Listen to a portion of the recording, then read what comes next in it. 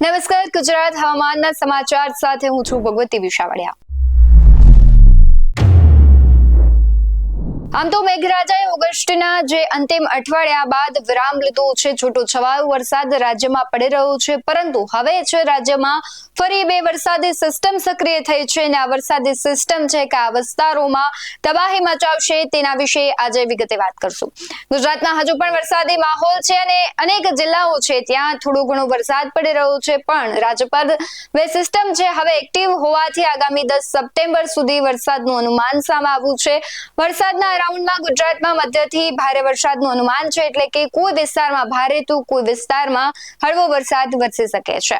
હવામાન વિભાગના latest bulletin પ્રમાણે મહીસાગર અને આણંદ જિલ્લામાં ચોમાસું સૌથી વધુ સક્રિય જોવા મળી રહ્યું છે અને આ ઉપરાંત પંચમહાલ, દાહોદ અને સાબરકાંઠા જિલ્લામાં પણ સારો વરસાદ પડી ગયો છે, જેના કારણે નીચાણવાળા વિસ્તારોમાં પાણી ભરાયા હતા, વાહન વ્યવહાર પણ ખોરવાયો હતો। આમ વાત કરીએ સૌરાષ્ટ્રની તો સૌરાષ્ટ્રમાં છૂટાછવાયા સ્થળે વરસાદ થયો છે, જ્યારે કચ્છમાં મોટાભાગે હવામાન સૂકું રહ્યું છે।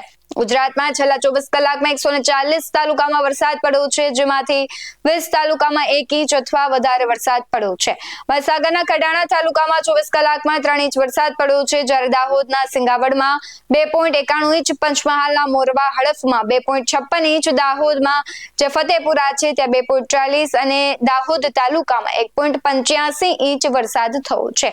સાબરકાંઠાના હિંમતનગરની વાત કરીએ તો ત્યાં પણ શનિવારે ભારે વરસાદ પડ્યો, રવિવારે પણ 1.81 ઇંચ વરસાદ નોંધાયો। તેવી જ રીતે સુરત શહેર, મહુવા, વલસાડ, નસવાડી, સંતરામપુર, નડિયાદ, ઉમરેઠ, લુણાવાડા, ઝાલોદ તાલુકામાં 1.5 ઇંચ અથવા વધારે વરસાદ પડ્યો છે। હાલમાં ચોમાસાની કેટલીક સિસ્ટમ સક્રિય છે, જેના કારણે ગુજરાત, રાજસ્થાન, મધ્યપ્રદેશ સહિતના રાજ્યોમાં કેટલીક જગ્યાએ વરસાદ પડી રહ્યો છે। હવામાન વિભાગનું બુલેટિન જણાવે છે કે અત્યારે બિકાનેર, અજમેર, ગુણા, દામોહ, રાયપુર, પુરીથી લઈને બંગાળની ખાડી સુધી એક ચોમાસાનો ટ્રફ પસાર થઈ રહ્યો છે। આ ઉપરાંત ઉત્તર પશ્ચિમ મધ્યપ્રદેશ અને પડોશના વિસ્તારમાં સમુદ્રની સપાટીથી 0.9 કિલોમીટરની ઊંચાઈ અપર એર સાયક્લોનિક સર્ક્યુલેશન રચાયું છે, જે મધ્ય ભાગ ઉપર એક અપર એક સાયક્લોનિક જે સર્ક્યુલેશનની રચના થઈ છે, જે સમુદ્રની સપાટીથી 1.5 કિલોમીટરની ઊંચાઈએ સ્થિત છે।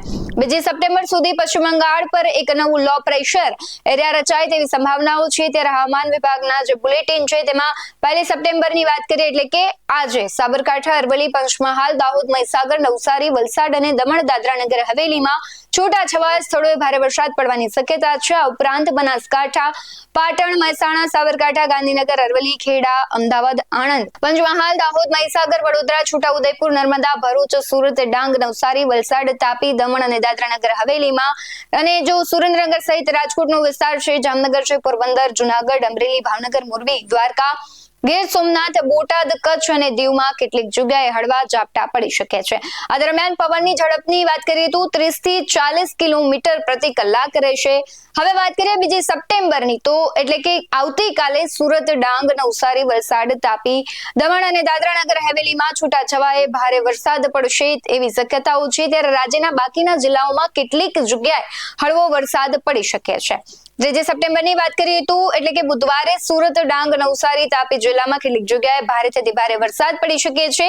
આ માટે જિલ્લાઓમાં ઓરેન્જ એલર્ટની જાહેરાત કરવામાં આવી છે। તો આ ઉપરાંત પંચમહાલ, દાહોદ, મહીસાગર, વડોદરા, છોટાઉદેપુર, નર્મદા, ભરૂચ, વલસાડ, દમણ, દાદરા નગર હવેલીમાં છૂટાછવાયા સ્થળોએ ભારે વરસાદ પડવાની શક્યતા છે। રાજ્યના જે બાકીના ભાગો છે ત્યાં પણ હળવો વરસાદ તો પડી જ શકે છે।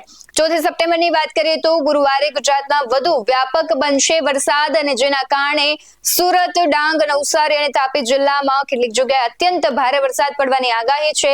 આ ઉપરાંત નર્મદા, ભરૂચ, વલસાડ, દમણ, દાદરા નગર હવેલી, કચ્છ, સૌરાષ્ટ્રના અને ખાસ કરી અમરેલી અને ભાવનગર જિલ્લામાં છૂટાછવાયા સ્થળોએ ભારેથી અતિ ભારે વરસાદ પડી શકે છે। આ તમામ જિલ્લાઓમાં ઓરેન્જ એલર્ટ જાહેર કરાયું છે। ત્યારે રાજ્યના બાકીના જિલ્લાઓમાં એટલે કે 5મી તારીખથી પણ હળવાથી મધ્યમ વરસાદની આગાહી કરવામાં આવી છે। ત્યારે પણ ગુજરાતના અમુક જિલ્લાઓમાં અત્યંત ભારે વરસાદ પડી શકે છે, ખાસ કરીને દરિયાકાંઠાનો વિસ્તાર છે ત્યાં પણ વરસાદ પડી શકે છે। એ જ રીતે 6 સપ્ટેમ્બરે પણ જુનાગઢ, અમરેલી, ભાવનગર, ગીર સોમનાથ, દીવ, રાજકોટ, પોરબંદર અને બોટાદમાં ભારે વરસાદની ચેતવણી છે અને તેને લઈને ઓરેન્જ એલર્ટની ચેતવણી આપવામાં આવી છે। સતત વરસાદના કારણે ગુજરાતના છે મોટા ભાગના જળાશયો છે તેમાં પાણીની આવક ચાલુ થઈ ગઈ છે। અમુક જળાશયો છે તે ભરાઈ ગયા છે, ત્યારે ઉત્તર ઉત્તર ગુજરાતના 15 માંથી 3 ડેમો છલકાયા છે અને તેમાં સરેરાશ 76% પાણી છે, ત્યારે મધ્ય ગુજરાતમાં 17 માંથી 7 ડેમ છલકાઈ ગયા છે અને 93% થી વધારે પાણી છે. સાઉથ ગુજરાતની વાત કરીએ તો ડેમ સરેરાશ 79% ભરાયા છે અને 13 માંથી 9 ડેમ છલકાઈ ગયા છે. કચ્છના 20 માંથી 4 ડેમ છલકાયા છે અને તેમાં સરેરાશ માત્ર 60% પાણી. સૌરાષ્ટ્રના ડેમોમાં સરેરાશ 81% પાણી છે. સૌરાષ્ટ્રમાં 141 ડેમો છે, તેમાંથી 56 ડેમ છે છલકાઈ ગયા છે. ગુજરાતનું સૌથી મોટું સરદાર સરોવર ડેમ 90% જેટલું ભરાઈ ગયું છે. હવામાન નિષ્ણાંતો પણ આગાહી કરે છે. હવામાન નિષ્ણાંત અંબાલાલ પટેલે હજુ પણ ગુજરાતમાં તેથી ભારે વરસાદની આગાહી કરી છે. ત્યારે અંબાલાલના અનુમાન મુજબ ઉત્તર ગુજરાતના ભાગોમાં ભારેથી અતિ ભારે વરસાદ ખાબકશે. બંગાળના ઉપસાગરમાં એક બાદ એક વરસાદી સિસ્ટમ સક્રિય થઈ રહી છે, જેના પગલે 3 થી 9 સપ્ટેમ્બર સુધી ભારેથી અતિ ભારે વરસાદ પડશે. સૌરાષ્ટ્રના કેટલાક ભાગોમાં પણ વરસાદની શક્યતા છે. ખાસ કરીને સૌરાષ્ટ્રના કેટલાક જિલ્લામાં ભારેથી અતિ ભારે વરસાદ પડી શકે છે. જે પ્રમાણે અગાઉ પણ આગાહી કરવામાં આવી હતી કે સપ્ટેમ્બર મહિનાની શરૂઆતમાં ખૂબ સારો વરસાદ થશે અને જે પ્રમાણે હવામાન નિષ્ણાંત અને હવામાન વિભાગ પણ કહી રહ્યું છે કે 3 સપ્ટેમ્બર થી 7 સપ્ટેમ્બર સુધી ભારે વરસાદ પડશે. જો તમારા વિસ્તારમાં પણ ભારે વરસાદ છે તો તમે અમારા WhatsApp નંબર પર તમે વિડીયો મોકલી શકો છો. આવા જ વધુ અહેવાલો સાથે ફરી મળતા રહીશું. તમે અમારી YouTube ચેનલને સબસ્ક્રાઇબ કરવાનું, અમને Facebook અને Instagram પર ફોલો કરવાનું ભૂલશો નહીં. બાકી અવનવી અપડેટ્સ મેળવવા માટે જોતા રહો BS9 TV ન્યૂઝ. નમસ્કાર.